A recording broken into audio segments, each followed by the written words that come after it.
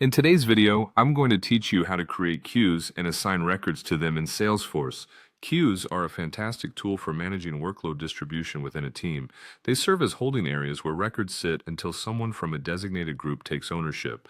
This can be particularly useful in organizations that handle a large volume of tasks, ensuring that work is distributed efficiently and no records fall through the cracks.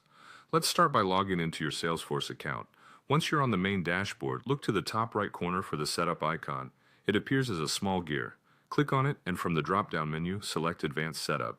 This setting acts as your command center for all configuration tasks within Salesforce. Once you're in the setup area, you'll see a quick find box on the left sidebar. This is a search tool that makes it incredibly easy to locate specific options without having to navigate through endless menus.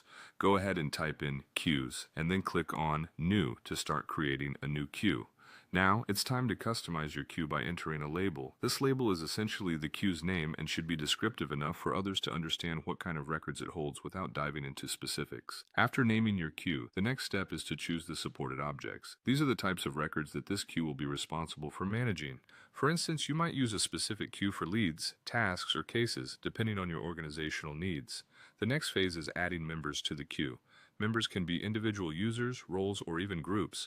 This flexibility allows you to tailor your queue to fit the team structure and workflow. Think about who should have access and be responsible for the records in this queue. Adding the right people is crucial for effective workload management, as they will be the ones pulling records out for processing.